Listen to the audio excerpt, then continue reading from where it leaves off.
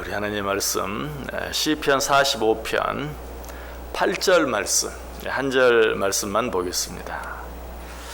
시편 45편 8절입니다. 한 절 말씀을 우리 다 같이 한 목소리로 읽습니다. 왕의 모든 옷은 모략과 침향과 육개의 향기가 있으며 상하국에서 나오는 현악은 왕을 즐겁게 하도다. 아멘. 자, 시편 45편은 왕을 주제로 하는 시다라고 말씀을 드렸죠. 그런데 그 왕이 누구를 상징한다고 했습니까? 메시아이신 예수 그리스도, 우리 주님을 상징한다라고 말씀드렸어요. 자, 그렇다면 오늘 말씀 중에 나오는 모략, 침향, 육개, 이런 것들은 뭘 의미할까요? 이런 것들은 그 아라비아나 인도 등에서 나오는 아주 진귀한 향료들을 말합니다. 모략이라든지 침향이라든지 육개, 이런 것들은 정말 진귀한, 비싼 그런 아주 고귀한 향 재료들을 말하는 것이. 자, 그런데 시인은 지금 뭐라고 말해요? 왕의 옷에서 이런 고귀한 향 재료의 냄새가 난다라고 노래하고 있죠. 다시 한번 읽어볼게요. 왕의 모든 옷은 모략과 침향과 육개의 향기가 있으며, 이런 정말 진귀한 그런 향 재료들의 냄새가 우리 왕이신 우리 주 예수 그리스도의 옷에서 풍겨난다라고 이야기하고 있어요. 자, 그렇다면 이런 향기들이 의미하는 게 뭘까요? 여러 가지로 생각해 볼 수 있지만 이런 향기들이 의미하는 것은 우리 주 예수 그리스도가 가지신 존귀한 성품들 혹은 인격들, 이런 것들을 상징하고 있는 것이다 라고 볼 수 있어요. 자, 우리의 영원한 왕이 되시는 우리 주 예수 그리스도의 그런 성품들에는 어떤 것들이 있습니까? 제일 먼저 우리가 사랑을 생각할 수 있죠. 또 인자하심, 자비로우심, 또 긍휼히 여겨주심 등등, 이런 여러 가지 예수님의 어떤 그런 성품들 또는 인격들을 얘기할 수 있어요. 자, 그런데 이런 성품들에는 어디에도 왕이라는 표현을 쓰진 않아요. 자, 예수님의 가장 대표적인 성품 가운데 하나라고 할 수 있는 사랑, 거기에도 사랑의 왕, 이런 표현은 잘 쓰지 않아요. 인자의 왕, 자비의 왕, 긍휼의 왕, 이런 표현을 쓰지 않습니다. 그런데 유독 그 예수님이 가지신 어떤 성품 가운데 왕이 반드시 붙어서 따라다니는 성품들이 있어요. 어떤 것들이 생각나십니까? 의의 왕, 그렇죠? 또 화평의 왕, 평화의 왕, 이런 것들에는 왕이라는 표현이 따라가요. 의의 왕이시다, 평화의 왕이시다.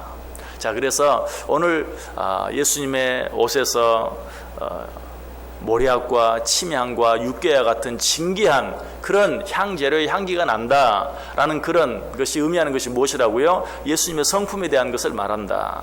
자, 그런데 그 예수님의 성품 가운데서도 특별히 왕으로 자주 표현되어지는 이 두 가지 성품, 의와 평화, 다른 말로 하면 뭐예요? 공의와 화평, 이것들에 대해서 오늘 생각해 보려고 그래요. 자, 히브리서 7장 2절에 보면 아브라함이 모든 것의 10분의 1을 그에게 나누어 주니라. 그 이름을 해석하면 먼저는 의의 왕이요, 그 다음은 살렘 왕이니 곧 평강의 왕이요. 자, 여기도 의의 왕, 평강의 왕이라고 이야기하고 있죠. 이 무엇보다도 이 두 가지, 의와 평강, 이 공의와 평화, 이것은 서로 뗄래야 뗄 수 없는 원인과 결과가 되는 인과관계에 있는 그런 두 가지 성품이라고 말할 수 있어요. 이사야 32장 16절 이하에 보면 그때 정의가 광야에 거하며 공의가 아름다운 밭에 거하리니 공의의 열매는 화평이요 공의의 결과는 영원한 평안과 안전이라. 공의의 결과는 화평이요 또 공의의 결과는 영원한 평안과 안전이다 라고 말하고 있어요. 이처럼 우리 주님의 공의 그리고 우리 주님의 화평, 이 두 가지는 뗄래야 뗄 수 없는 원인이 되고 결과가 되는, 주님의 공의가 결국 뭐예요? 우리에게 진정한 화평이 된다. 그렇죠? 하나님의 공의가 온전히 이루어져야 이 땅에 평화가 올 수 있는 것이. 그래서 이 두 가지 주님의 중요한 성품에 대해 생각해 보려고 그래요. 자, 먼저 우리 주님은 어떤 분이시라고요? 의의 왕이시다. 공의로우신 분이시다. 이 사실은 시편 45편 시작하면서 벌써 앞에 여러 번 나왔어요. 4절에도 나오죠. 왕은 진리와 온유와 공의를 위하여 왕의 위엄을 세우시고, 공의가 나오죠. 6절에도 하나님이여 주의 보좌는 영원하며 주의 나라의 규는 공평한 규이니이다. 규가 뭐라 그랬어요? 왕이 손에 들고 있는 왕의 홀, 왕을 상징하는 어떤 표식이라고 그랬어요. 그런데 주님의 규는 무엇을 위한 규라고요? 공평한 규다라고 6절에 이야기하고 있어요. 7절에 한 번 더 나오죠. 왕은 정의를 사랑하고 악을 미워하신다. 여러분, 여기서 말하는 정의가 뭐예요? 곧 공의, 의를 이야기해요. 이처럼 우리 주님은 정의로우시고 공평하시고 공의로우신 분이세요. 자, 이 사실이 의미하는 게 뭐예요? 주님은 정의로우신 분이시다. 주님은 공의로우신 분이시다. 주님은 공평하신 분이시다. 자, 이 사실이 의미하는 게 뭘까요? 언젠가는 때가 되면 온갖 불의와 부정과 불공평이 판을 치는 이 세상을 심판하실 것이다. 왜? 우리 주님은 공의로우신 분이시기 때문에. 공의로우신 분이 그런 것들을 언제까지 참고 보고만 계실 수 없어요. 때가 되면 그 모든 것들을 심판하실 것이. 그래서 공의의 하나님이라는 말은 이 세상의 부정과 불의가 판을 치는 이 세상을 언젠가는 때가 되면 심판하신다라는 의미가 있는 것이. 자, 그렇다면 지금 우리가 살고 있는 이 세상은 어때요? 불의가 판을 치고 부정이 판을 치고 불공평이 판을 침으로 말미암아 온갖 악취가 나요. 결국 우리가 이 세상을 살아갈 때 힘들고 어려운 일들이 너무나 많아요. 기쁨이 없고 평화가 없어요. 그러나 이 의의 왕 되신 주님께서 때가 되어 이 세상을 심판하시면 어떻게 돼요? 이 세상의 그런 모든 불의와 부정과 불공평으로 말미암아 생겨진 악취는 다 물러가고 주님의 그 공의, 주님의 그 의, 공평하심, 정의에서 나오는 오늘 본문이 말하는 그런 아름다운 향기, 모략과 침향과 육개와 같은 그런 진귀한 향재로에서 나는 향기가 이 온 세상에 가득 차게 될 것이다 라는 그런 말씀이에요. 이런 주님의 모습이 시편 9편에 잘 나타나 있어요. 시편 9편 4절 5절에 보면 주께서 나의 의와 송사를 변호하셨으며 보좌에 앉으사 의롭게 심판하셨나이다. 이방 나라들을 책망하시고 악인을 멸하시며 그들의 이름을 영원히 지우셨나이다. 주님께서 이 땅에 의의 왕으로 오시게 되면 정말 이 세상의 모든 악을 심판하시고 모든 악인들을 멸망시키시고 이 땅에 정말 주님에서 나오는 그런 진귀한 참으로 아름다운 귀한 그런 향기들로만 가득 차게 될 것이다. 시편 9편 7절과 8절에도 여호와께서 영원히 앉으시며 심판을 위하여 보좌를 준비하셨도다. 공의로 세계를 심판하시며 정직으로 만민에게 판결을 내리시리로다. 반드시 이러한 때가 오게 될 것이다. 왜? 의의 왕이신 주님께서는 바로 이 일을 위하여 이 땅에 오셨기 때문에. 자, 또 한 가지 우리 주님이 가신 놀라운 성품이 뭐라고요? 그것은 평화다.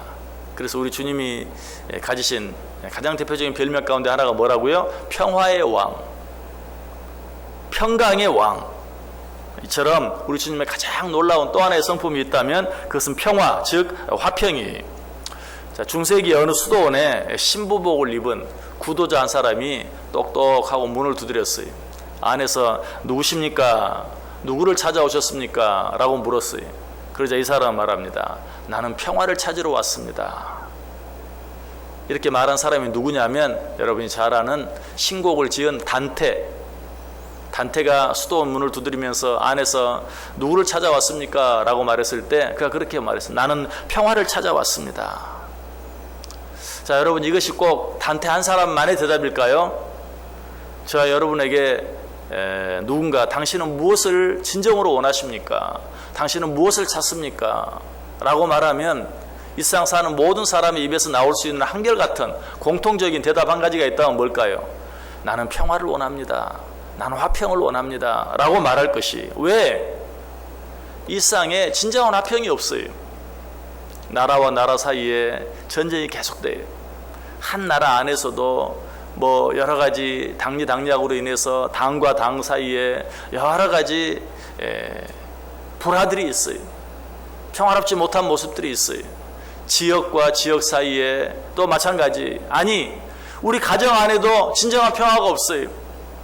더 안타까운 것은 주님의 몸된 교회 안에도 평화가 없는, 평화를 찾기가 어려운 그런 모습들을 우리가 자주 보아요.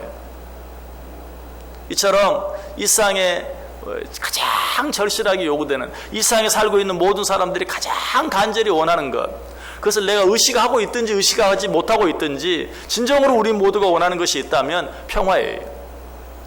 여러분들이 나름대로 힘써 애써서 잘 살아보려고 애쓰는 것도 궁극적으로는 평화를 위해서, 나 자신의 평화를 위해서, 우리 가정의 평화를 위해서, 이 세상의 평화를 위해서 우리는 그토록 열심히 살고 있는 것이, 이처럼 이 세상 모든 사람들에게 필요한 것이 있다면 평화예요.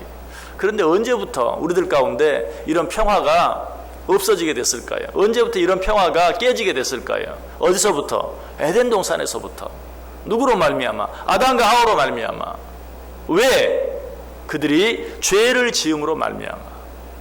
여러분 속에 평화가 없다면, 우리 안에 진정한 화평이 없다면, 그것은 어떤 나 자신의 건강 문제도 아니고요, 어떤 경제적인 상황 때문도 아니, 어떤 다른 사람과의 관계 때문도 아니, 내 안에, 우리 가정 안에, 이 사회 안에, 이 세상 안에 진정한 평화가 없게 된 진정한 이유는 죄 때문이. 아담과 하와가 죄를 지음으로 말미암아 먼저 그들 자신 속에 평화가 없어졌어요. 창세기 3장 7절에 보면 아담과 하와가 죄를 지은 후에 이에 그들의 눈이 밝아져 자기들이 벗은 줄을 알고 무화과나무 잎을 엮어 치마로 삼았더라. 그 전에는요, 발가벗고 살아도 아무 불편한 것이 없고 부끄러운 것이 없었어요. 죄를 짓고 나니까 그런 것들이 다 부끄러워지고 불편하게 됐어요. 무화과나무 잎을 엮어서 부끄러운 부분을 가리게 된 것이, 평화가 깨어지게 됐어요. 자기 자신의 평화만 깨졌습니까? 아니, 하나님과 그들 사이의 평화도 깨졌어요. 창세기 3장 8절에 보니까 그들이 그날 바람이 불 때 동산에 거니시는 여호와 하나님의 소리를 듣고 아담과 그의 아내가 여호와 하나님의 낯을 피하여 동산 나무 사이에 숨은지라.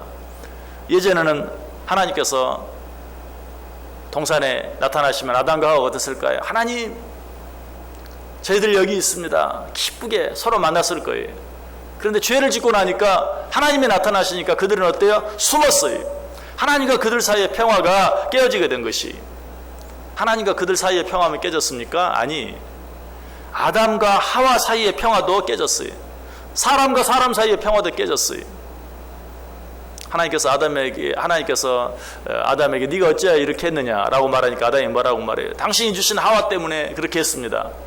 서로 책임을 전가하고 서로 핑계하는, 사람과 사람 사이의 화평이 깨졌어요. 사람과 사람 사이의 화평만 깨졌습니까? 아니죠. 사람과 다른 피조물 사이의 화평도 깨졌어요. 어떻게? 하와에게 네가 왜 그러냐라고 물으니까 당신이 만들어 놓은 저 뱀이 나와 하나님 만드신 다른 모든 피조물 사이의 평화도 깨어지고 말아요.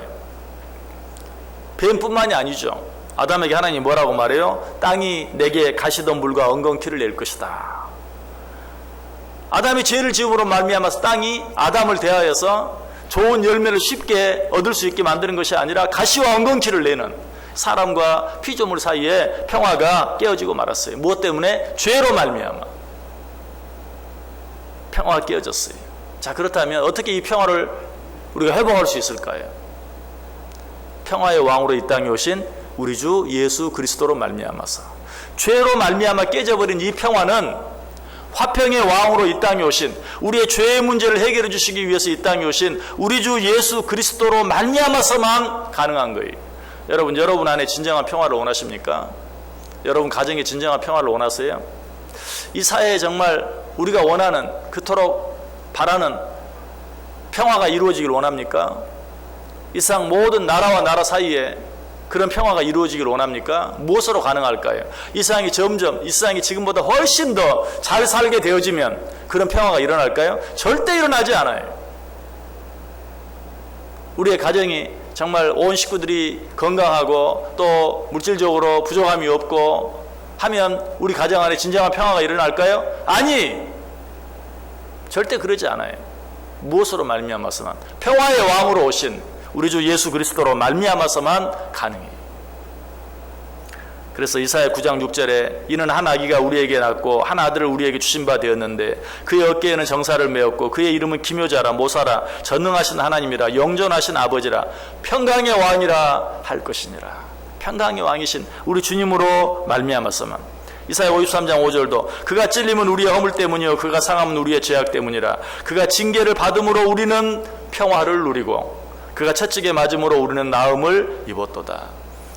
그래서 주님께서 이 세상에 태어나셨을 때 어떤 말씀이 선포되어졌습니까? 지극히 높은 곳에서는 하나님께 영광이요 땅에서는 하나님이 기뻐하시는 사람들 중에 평화로다. 진정한 평화는 오직 우리 주님으로 말미암아서만 가능해요. 그래서 사도 바울은 이 예수 그리스도를 향하여 그는 우리의 화평이시다 라고 말하고 있는 것을 보아요. 그러므로 우리가 이 주님을 진정으로 만날 때,